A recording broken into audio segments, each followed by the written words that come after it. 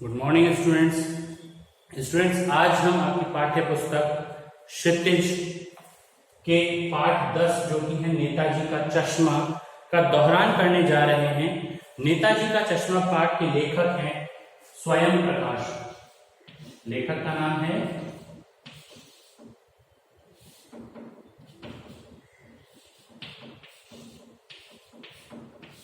स्वयं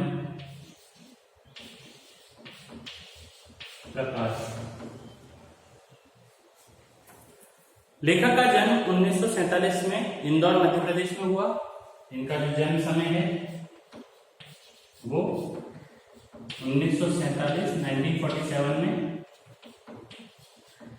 इंदौर मध्य प्रदेश में इनका जन्म हुआ था।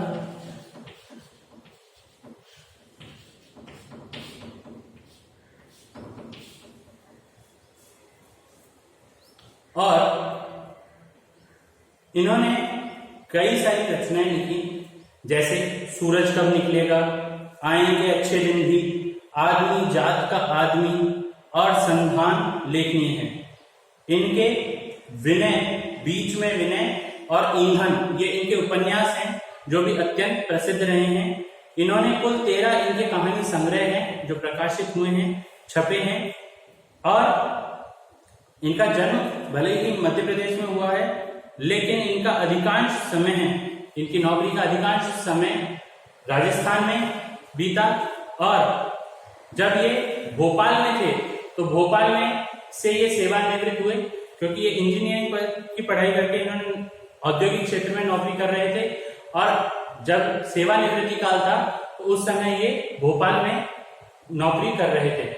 इनकी जो रचना हमारे पाठ्य पुस्तक में शामिल की गई है वह है नेताजी का चश्मा। नेताजी अर्थात सुभाष चंद्र बोस।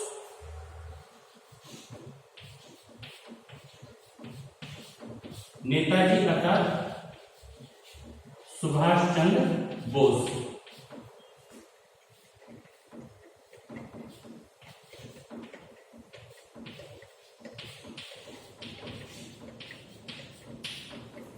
आपने सुभाष चंद्र बोस का नाम पहले सुन रखा होगा और उनकी कहीं पर कोई छवि, चित्र या उनकी मूर्ति भी देखी होगी। तो आपने देखा होगा उनके सिर पर एक टोपी रहती है और फौजियों जैसी वो यूनिफॉर्म पहन के रहते हैं, ड्रेस पहन के रहते हैं, और उनके आंखों पर एक मोटा चश्मा लगा हुआ होता है। तो सुभाष चंद्र बोस वे व्यक्ति हैं जिन्होंने भारत की आजादी की लड़ाई के लिए आजाद हिंद फौज का इन्होंने गठन किया था। और जब हम बात करते हैं इस पाठ की, तो इस पाठ में नेताजी का चश्मा यानी कि सुभाष चंद्र बोस का जो चश्मा है उसके बारे में कहा जा रहा है। तो ये एक व्यंग के रूप में, एक कहानी के व्यंग के रूप में लिया गया है कि जब हम किसी देशभक्त या स्वतंत्रता सेनानी के बारे में बात करते हैं तो उसके प्रति हमारा वही सम्मान होना चाहिए, जैसे उसकी मूर्ति, उसकी चीजों के प्रति, उसके छाया चित्र के प्रति हमारा वही सम्मान होना चाहिए जैसा हम जीवित व्यक्ति के प्रति रखते थे। ये नहीं कि व्यक्ति चला गया, देश को स्वतंत्रता प्राप्त हो गई, तो ऐसी स्थिति के अंदर हम उसकी वस्तुओं को या उससे जुड़ी हुई चीजों को, उसके चित्रों को, उसकी मूर्तियों को हम महत्व ना दें। उन्हें हमें उतना ही महत्व देना चाहिए, क्योंकि उनके प्रयासों से और उनके कार्यों से ही आज देश को स्वतंत्रता प्राप्त हुई है।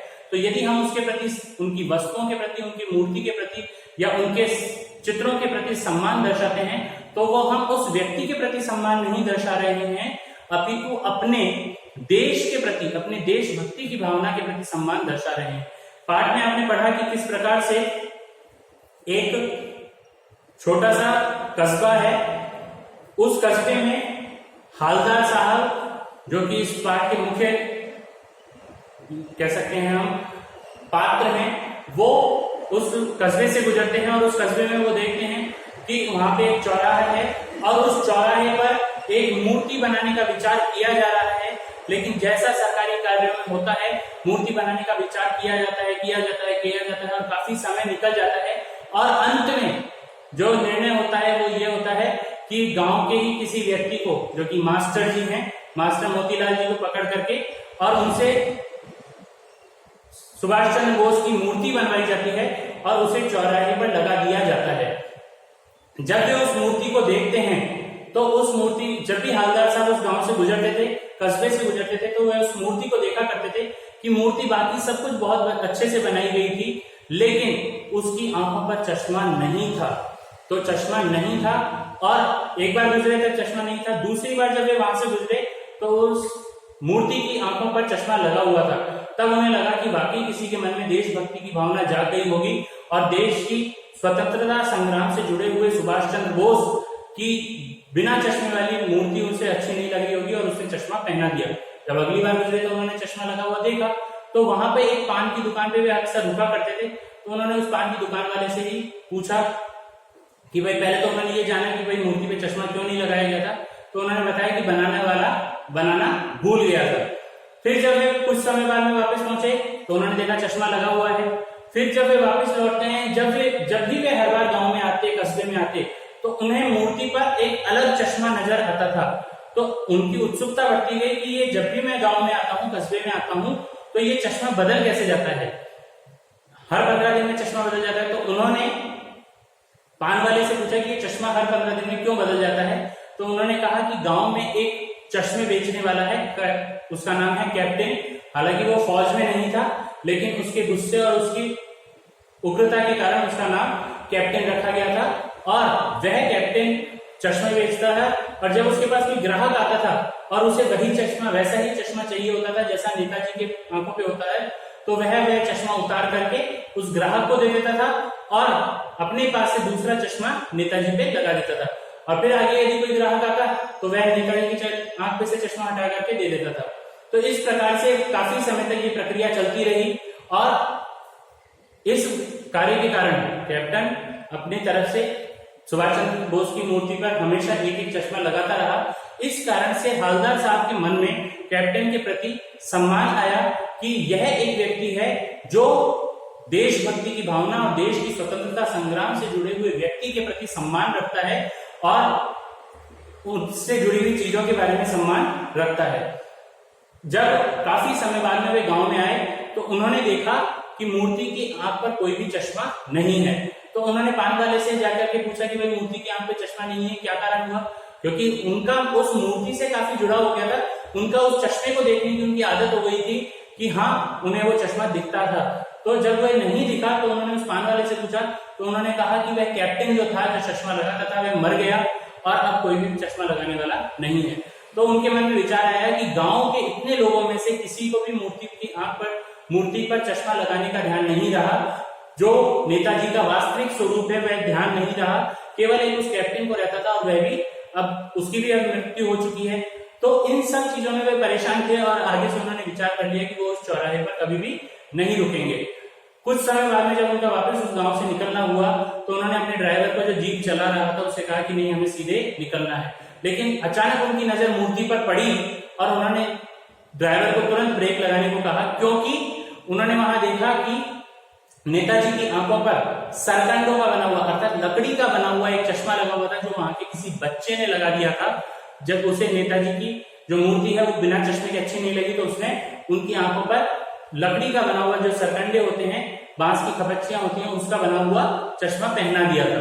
तो ये देखकर जो हवलदार साहब हैं उनके मन में वापस प्रसन्नता हुई कि हाँ, वाकई देश के भले ही नवयुवकों में, देश के भले ही प्रौढ़ जो बुजुर्ग हैं, युवा हैं, उनमें देश को स्वतंत्र कराने वाले लोगों के प्रति, उनके सम्मान के प्रति कोई भावना नहीं हो, उनसे जुड़ी हुई वस्तुओं के प्रति कोई सम्मान ना हो, लेकिन फिर भी किसी न किसी बच्चे के हृदय में ये बात जरूर आई होगी कि नेताजी का स्वरूप चश्मे के बिना अच्छा नहीं लग रहा है और उसने उन्हें, जैसी उस बच्चे की स्थिति थी, हैसियत थी, वैसा उसने नेताजी की मूर्ति पर चश्मा पहना दिया।